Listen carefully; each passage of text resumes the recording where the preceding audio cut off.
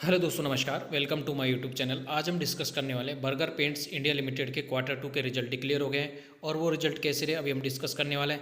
अभी हम आ गए हैं डायरेक्टली कंसोलिडेटेड फाइनेंशियल रिजल्ट के ऊपर और ये जो जितना भी जो डाटा दिया गया है दोस्तों वो करोड़ में दिया गया है, तो उसी प्रकार हम इसको रीड करने वाले हैं। तो दोस्तों आपको यहाँ देखने को मिल रही होगी इस क्वार्टर के अंदर यानी Q2 के अंदर टोटल इनकम आपको यहाँ देखने को मिल रही है रेवेन्यू फ्रॉम ऑपरेशन से। यहाँ पे आपको देखने को मिल रही होगी 2,827 करोड़। पिछला जो क्वार्टर था उसके अंदर 3,200 करोड़ का और उससे जो लास्ट ईयर का जो क्वार्टर था उसके अंदर 2,774 करोड़ की यहाँ पे रेवेन्यू फ्रॉम ऑपरेशन से आपको यहाँ पे टोटल इनकम जनरेट करती हुई दिखाई दी कंपनी। अगर हम कंपैरिजन करते हैं क्वार्टर ऑन क्वार्टर बेसिस पे तो आपको यहाँ देखने को मिल रहा होगा दोस्तों गिरावट देखने को मिली है। अप्रोक्सीमेट आप बोल सकते हो 400 करोड़ की यहाँ पे गिरावट देखने को मिली है। और अगर परसेंटेज के हिसाब से अगर बात करते हैं लगभग 11% के आसपास यहाँ पे क्वार्टर ऑन क्वार्टर बेसिस पे यहाँ पे गिरावट देखने को मिली है रेवेन्यू फ्रॉम ऑपरेशन से। ईयर ऑन ईयर बेसिस पे अगर हम कंपैरिजन करते हैं तो आपको यहाँ पे ऑलमोस्ट फ्लैट टाइप की दिख रही होगी। 2,774 करोड़ से बढ़ के 2,827 करोड़ हुई। अप्रोक्सीमेट 2% के आसपास ही यहाँ पे ईयर ऑन ईयर बेसिस पे रेवेन्यू फ्रॉम ऑपरेशन यहाँ पे बढ़ता हुआ दिखाई दिया। अगर हम एक्सपेंस की बात करते हैं तो दोस्तों एक्सपेंस के अंदर आपको देखने को मिल रहा होगा इस क्वार्टर के अंदर 2,589 करोड़ का और पिछला जो क्वार्टर था उसके अंदर 2,780 करोड़ का और उससे जो लास्ट ईयर का जो क्वार्टर था उसके अंदर 2,446 करोड़ का यहाँ पे एक्सपेंस दिखाई दे गया। जो कंपनी के खर्चे हैं कंपनी के कंट्रोल में है, किसी प्रकार का कोई बहुत ज़्यादा खर्चा यहाँ पे दिखाई नहीं दे रहा है। जिस प्रकार से रेवेन्यू के अंदर भी गिरावट देखने को मिली है।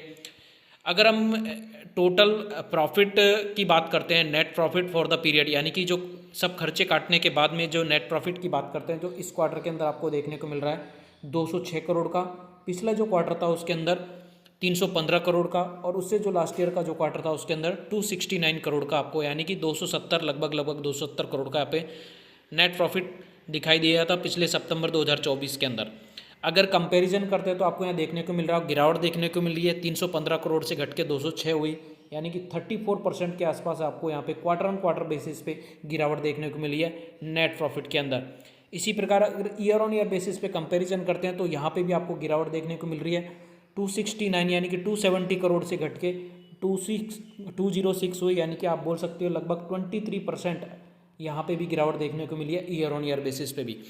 तो हम दोस्तों अगर ईपीएस की बात करते हैं तो आपको यहाँ ईपीएस भी देखने को मिल रहा होगा इस क्वार्टर के अंदर 1 रुपये 77 पैसे। पिछला जो क्वार्टर था उसके अंदर 2 रुपये 70 पैसे और उससे जो लास्ट ईयर का जो क्वार्टर था उसके अंदर 2 रुपये 31 पैसे आपको यहाँ पे ईपीएस देखने को मिला। तो कंक्लूजन के हिसाब से अगर हम देखते हैं तो कंक्लूजन में अगर दोस्तों ये निकल के आ रहा है कि जो कंपनी के जो क्वार्टर ऑन क्वार्टर बेसिस पे जो रेवेन्यू है और नेट प्रॉफिट है उसमें दोनों में डाउन मतलब डाउन जाती हुई दिखाई दे रही है। अगर हम ईयर एंड ईयर बेसिस पे भी अगर हम कंपैरिजन करते हैं तो नेट जो रेवेन्यू फ्रॉम ऑपरेशन से ओनली 2% का यहाँ पे जंप देखने को मिला है, लेकिन उससे ज़्यादा आपको यहाँ पे 23% आपको यहाँ पे ईयर ऑन ईयर बेसिस पे 23% आपको यहाँ पे गिरावट देखने को मिली है नेट प्रॉफिट के अंदर। तो मेरे हिसाब से दोस्तों जो रिजल्ट है वो निराशाजनक है कंपनी के अकॉर्डिंग। कंपनी ने बहुत अच्छा प्रदर्शन यहाँ पे क्वार्टर बेसिस का जो Q2 का रिजल्ट है उसमें प्रदर्शन नहीं किया है। तो दोस्तों अगर वीडियो अच्छी लगे तो लाइक करना, चैनल को सब्सक्राइब करना, हो सके तो चैनल को शेयर करना, वीडियो को शेयर करना। धन्यवाद।